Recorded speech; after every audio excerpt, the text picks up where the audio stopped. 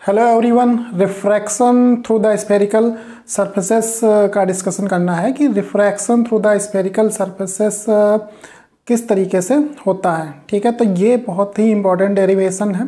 ठीक, तो जो इस बार जो पेपर होने जा रहा है टर्म 2, उसमें रिटन पेपर होना है, तो उसके लिए ये डेरिवेशन काफ़ी इम्पोर्टेंट है।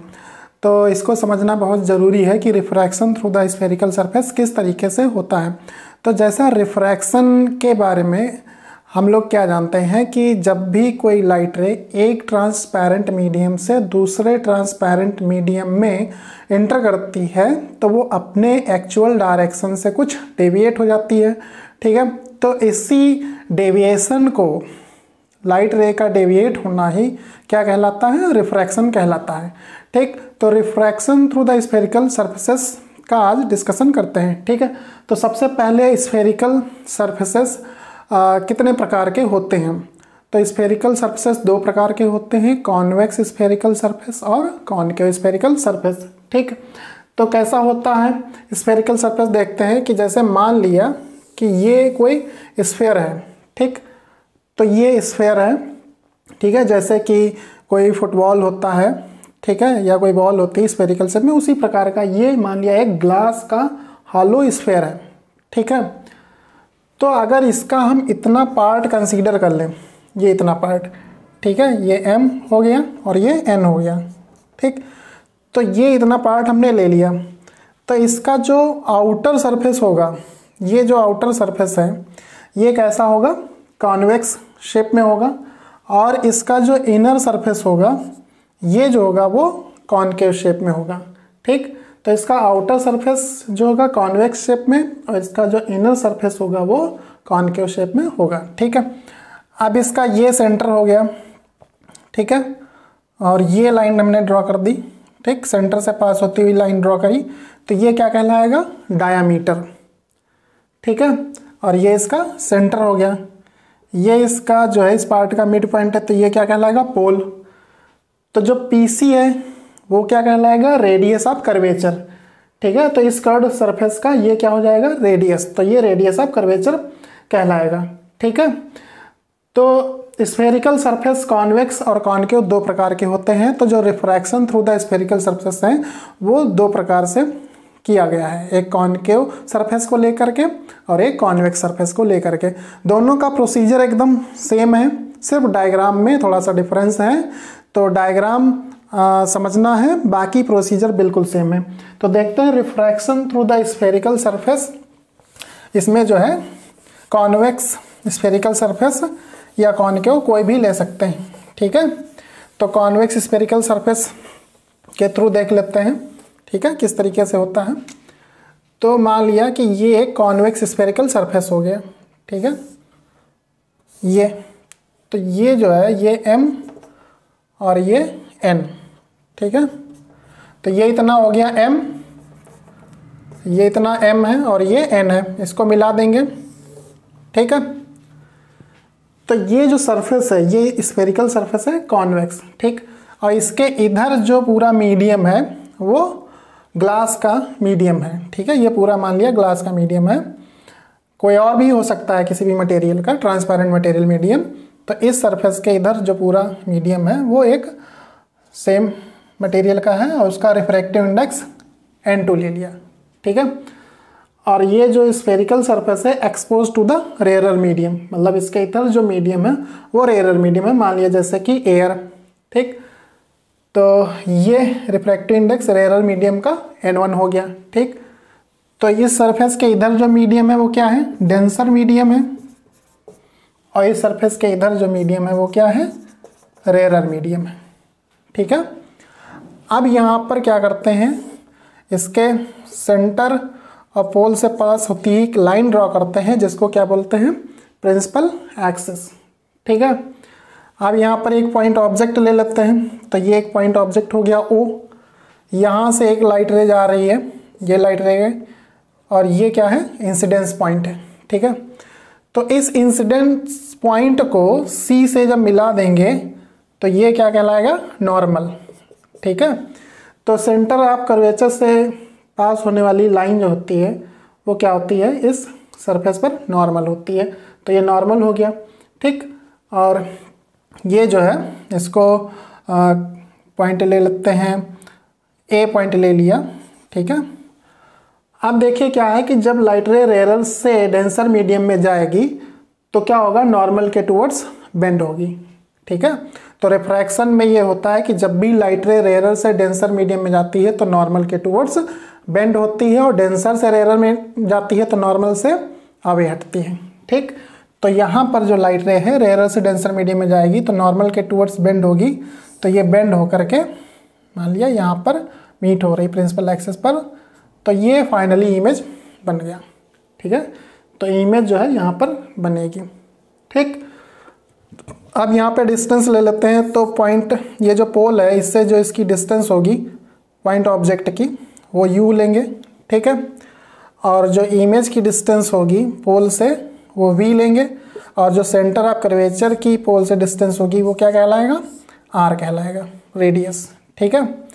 और यहाँ पर ये एंगल ऑफ इंसिडेंस I हो गया, ये रिफ्रैक्टिंग एंगल R हो गया, ठीक है।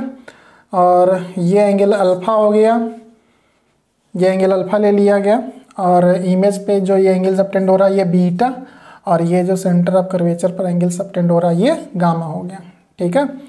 पॉइंट ए से क्या करते हैं, प्रिंसिपल एक्सिस पे एक परपेंडिकुलर ड्रॉ कर देते हैं, तो ये बी हो गया, ठीक। तो ये परपेंडिकुलर हो गया प्रिंसिपल एक्सिस पर, ठीक है। और इसका जो हाइट है वो h ले लिया गया, ठीक। तो ये डायग्राम रहा, ठीक है। अब इसमें जो है वो एंगल्स जो है यहाँ पे देखेंगे ट्रायंगल में, और उससे I और R हमको निकालना है, ठीक है। तो सबसे पहले जो ट्रायंगल है वो O A और C, तो इन ट्रायंगल OAC, तो OAC ट्रायंगल में जो I होगा वो क्या होगा, एक्सटीरियर एंगल होगा। OAC में जो I होगा वो क्या होगा, एक्सटीरियर एंगल होगा, और exterior angle interior opposite angles के सम के बराबर होता है। तो मतलब इस एंगल के जो अपोजिट ये इंटीरियर एंगल्स हैं इनके सम के बराबर होगा, ठीक है। तो यहाँ पर जो I होगा वो अल्फा प्लस गामा के बराबर हो जाएगा, ठीक है। तो ये ट्रायंगल है, ठीक है, OAC। तो OAC में जो ये I है ये एक्सटीरियर एंगल है, तो इस ट्रायंगल के इसके अपोजिट जो एंगल्स होंगे, इंटीरियर एंगल्स जो होंगे, इसके अपोजिट इंटीरियर एंगल्स होंगे वो अल्फा और गामा होंगे। तो I जो होगा अल्फा प्लस गामा के सम के बराबर होता है, ठीक, ये होता है। अब यहाँ पर क्या निकालना है कि ट्रायंगल जो है यहाँ पे ये देखेंगे AIC, तो इन ट्रायंगल AIC, तो इन ट्रायंगल AIC में जो गामा होगा वो क्या होगा, एक्सटीरियर एंगल होगा, और इसके अपोजिट जो इंटीरियर एंगल्स होंगे उनके सम के बराबर ये होगा गामा। तो जो गामा हो जाएगा ये R प्लस बीटा के बराबर हो जाएगा। तो R यहाँ से क्या हो गया, गामा माइनस बीटा, तो यहाँ से I निकल आया और ये R निकल आया, ठीक है। अब इसके बाद जो है यहाँ पर स्नेल्स लॉ लगाएंगे। तो स्नेल्स लॉ क्या होता है, sine I upon sine R is equal to 1 and 2। तो यहाँ पे देखिए जो स्नेल्स लॉ होता है sine I upon sine R का रेशियो ये रिफ्रैक्टिव इंडेक्स के बराबर होता है, ठीक है। तो यहाँ पर जो लाइट रे है फर्स्ट मीडियम से सेकेंड मीडियम में जा रही है, तो यहाँ पे फर्स्ट टू सेकेंड, तो 1 and 2 ये सफिक्स में लिखे हुए हैं। तो इसका मतलब क्या हुआ कि refractive index of second medium with respect to first, ठीक है। अब यहाँ पर जो है क्रॉस मल्टीप्लाई कर लेंगे, तो यहाँ से क्या आ जाएगा, n1 sine I is equal to n2 sine R, ठीक है, ये इतना आ गया।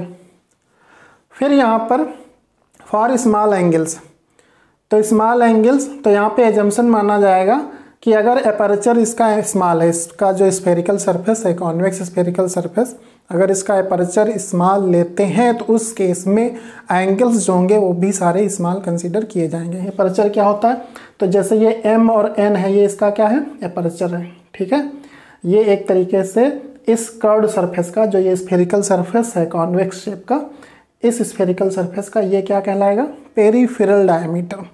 तो ये पेरिफेरल डायमीटर यही इसका एपर्चर। अगर ये काफ़ी कम हो गया, मतलब ये जो है इस तरीके से काफ़ी स्मॉल हो, ठीक, तो ये जो एंगल्स हैं, ठीक, ये ए पॉइंट जो होगा वो काफ़ी नज़दीक हो जाएगा पी के, ठीक, बी पॉइंट भी पी के काफ़ी नज़दीक हो जाएगा जितना हम एपर्चर कम लेते जाएंगे। तो उस तरीके से सारे एंगल्स भी हमको काफ़ी स्मॉल मिलेंगे। तो फॉर स्मॉल एपर्चर एंगल्स भी काफ़ी स्मॉल होंगे। तो यहाँ पर उस केस में जो होगा साइन थीटा क्या हो जाता है, थीटा हो जाता है, ठीक। स्मॉल एपर्चर के केस में एंगल से स्मॉल हो जाएंगे तो साइन थीटा थीटा के बराबर हो जाता है, टैन थीटा भी थीटा के बराबर हो जाता है और कॉस थीटा 1 के बराबर हो जाता है। तो ये चीज़ ध्यान रखेंगे कि जब एंगल्स काफ़ी स्मॉल होते हैं तो साइन थीटा थीटा के बराबर, टैन थीटा भी थीटा के बराबर और कॉस थीटा 1, क्योंकि साइन 0 डिग्री क्या होता है, 0 होता है, टैन 0 डिग्री क्या होता है, 0 होता है और कॉस 0 डिग्री क्या होता है, 1। तो साइन और टैन के केस में अगर एंगल्स कम होते हैं तो उनकी वैल्यू भी कम होती है, और कॉस के केस में एंगल स्मॉल होता है तो कॉस की वैल्यू ज़्यादा होती है, ठीक। तो sine theta theta, tan theta theta और कॉस थीटा 1 जब एंगल स्मॉल होंगे, ठीक। तो यहाँ पर यही एजम्पशन माना जाएगा फॉर स्मॉल एपर्चर, ठीक, एंगल्स विल बी स्मॉल। तो उस केस में साइन आई आई के बराबर हो जाएगा, तो ये n1 आई और ये n2 r ये आ गया। अब क्या करेंगे, ये जो i और r की वैल्यूज़ है ये इसमें पुट कर देंगे, ठीक है। तो जब i की वैल्यू पुट करेंगे यहाँ पर तो ये कितना आ जाएगा, अल्फ़ा प्लस गामा, और r की वैल्यू पुट करेंगे तो ये कितना आ जाएगा, गामा माइनस बीटा, ठीक है। अब यहाँ से ये n1 alpha, n1 gamma, n2 gamma minus n2 beta, ठीक है। ये टर्म इधर ले आएंगे तो n1 alpha plus n2 beta और ये हो जाएगा n2 gamma minus n1 gamma, ठीक है। ये इतना आ गया, ठीक। अब यहाँ पर क्या होगा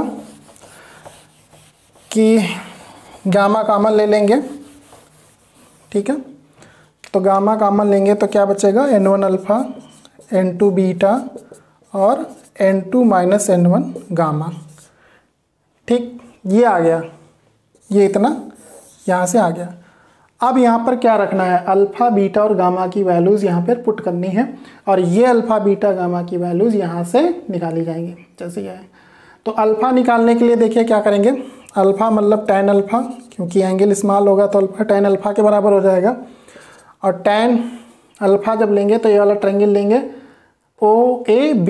तो OAB में जो टैन क्या होता है, परपेंडिकुलर अपॉन बेस, यानी कि AB अपॉन OB, ठीक है।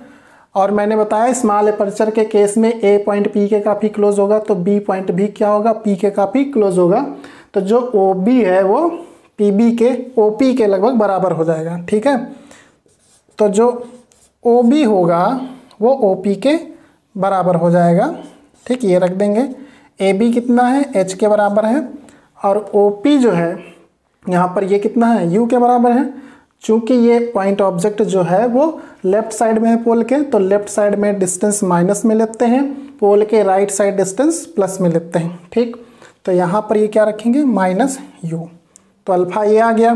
बीटा जब निकालेंगे तो बीटा मतलब टैन बीटा, ठीक है।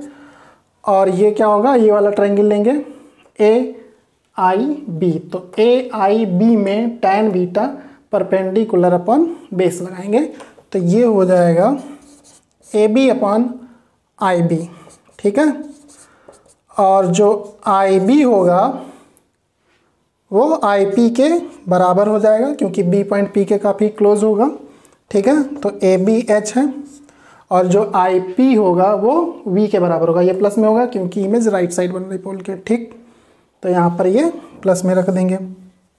इसके बाद जो है गामा निकालने के लिए ये वाला ट्रायंगल लेंगे, ABC वाला ट्रायंगल लेंगे। तो ABC ट्रायंगल में जो गामा होगा वो क्या हो जाएगा, AB अपॉन BC। तो ए बी एच के बराबर है और बी सी जो होगा वो पी सी के बराबर हो जाएगा और पी सी आर के बराबर हो जाएगा। और यहाँ ये राइट साइड में है सेंटर इसका, तो इधर ये आर प्लस में लेंगे ये, ठीक। तो अल्फा बीटा गामा की ये वैल्यूज़ आ गई, ये वैल्यूज़ कहाँ पुट कर देंगे, इस इक्वेशन में पुट कर देंगे, ठीक है। तो जब इस इक्वेशन में पुट करेंगे तो क्या हो जाएगा, यहाँ से देखिए,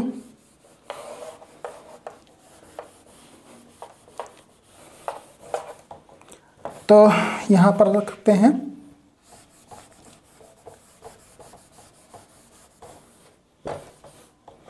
ये अल्फा की वैल्यू है, ये बीटा है और ये गामा है, ठीक है।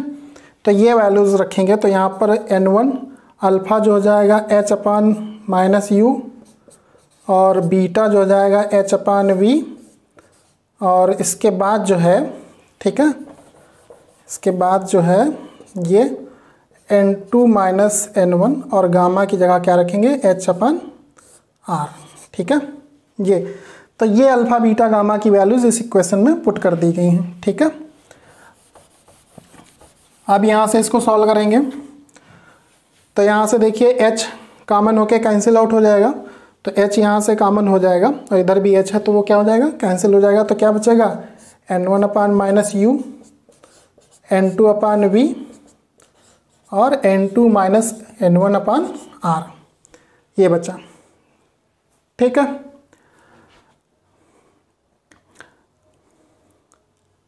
अब ये जो है इसको ऐसा भी लिख सकते हैं, n2 upon v minus n1 upon u equal to n2 minus n1 upon r, ठीक है, ये आ गया। अब यहाँ पर क्या करना है, इस इक्वेशन को n2 से डिवाइड कर देना है।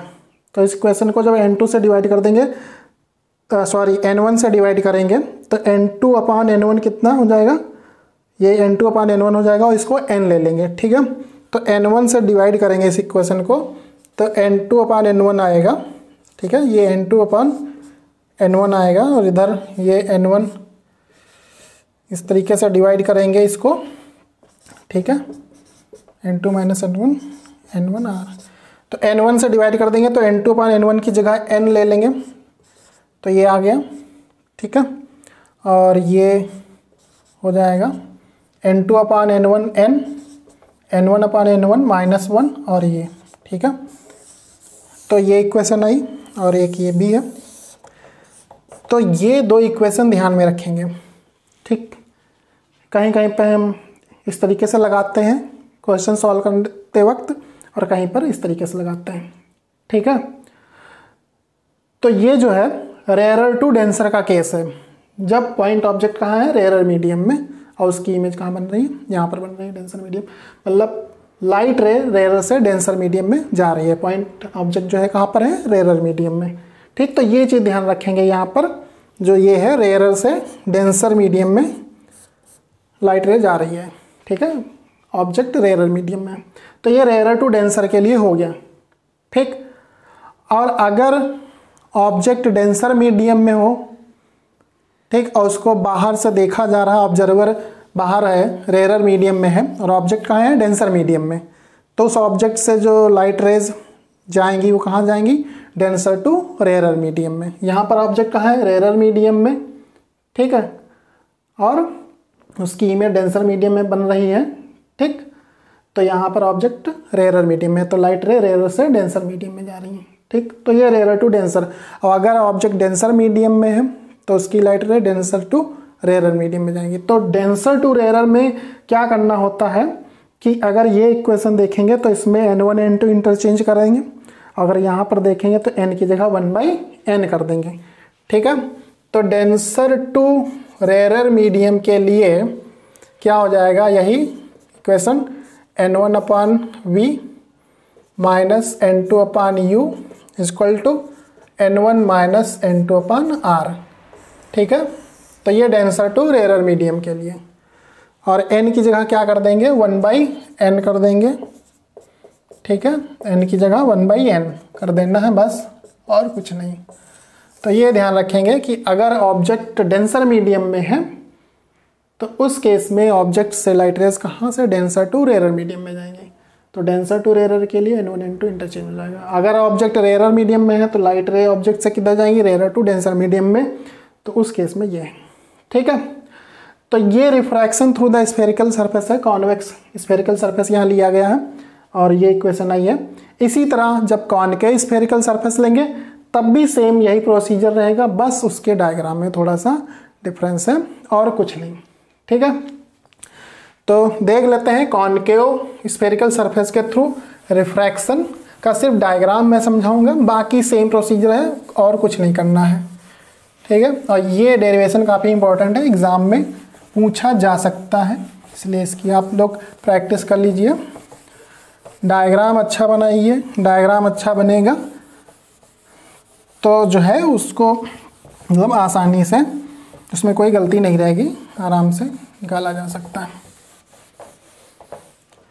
तो यहाँ पर जैसे कॉनकेव स्फेरिकल सरफेस ले लें तो ये जो सरफेस होगा, ये सरफेस कैसा है, इधर से देखेंगे कैसा है, ये कॉनकेव स्फेरिकल सरफेस, और इस सरफेस के इधर जो पूरा मीडियम है वो डेंसर मीडियम में है और उसका रिफ्रैक्टिव इंडेक्स N2 है, और इस सरफेस के इधर जो मीडियम है वो रेयर है, उसका रिफ्रैक्टिव इंडेक्स N1।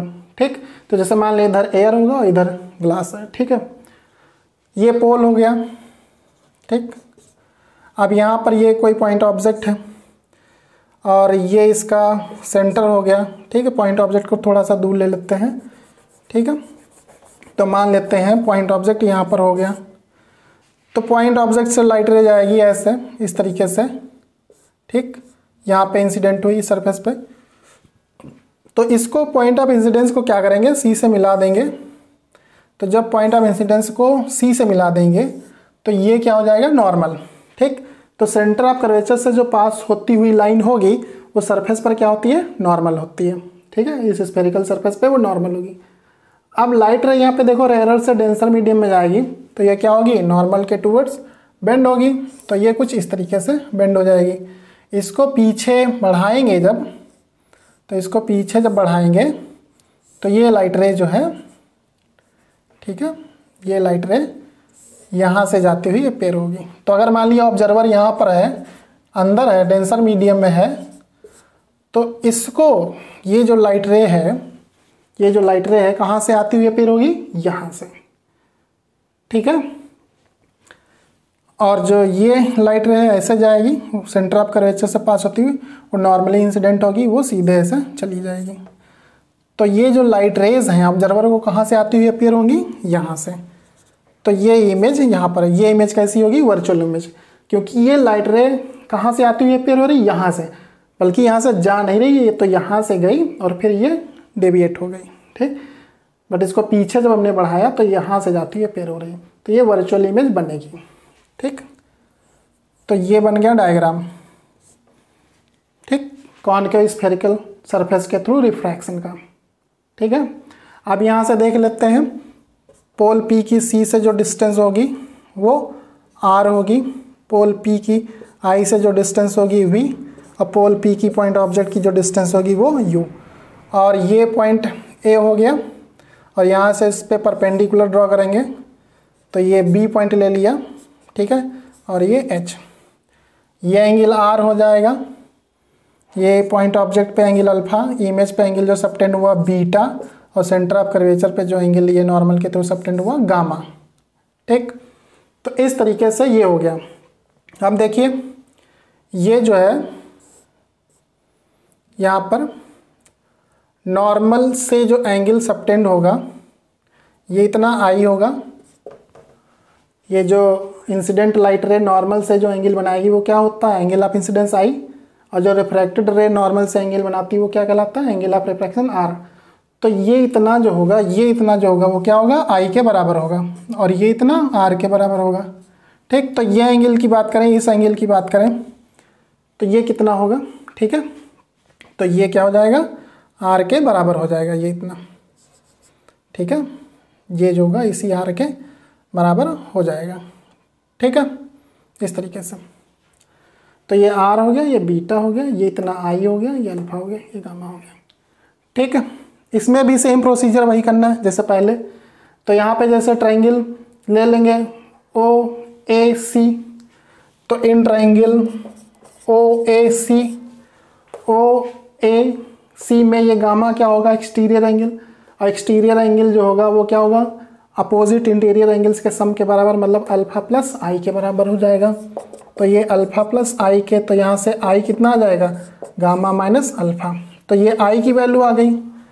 फिर जो है ये ट्राइंगल ए आई सी लेंगे, तो in triangle A I C triangle में ये गामा होगा, तो ये गामा जो होगा एक्सटीरियर एंगल होगा, तो ये क्या हो जाएगा, बीटा प्लस आर के बराबर हो जाएगा। तो आर की वैल्यू यहाँ से क्या निकलेगी, गामा माइनस बीटा। ठीक है, तो ये आ गया आई और आर।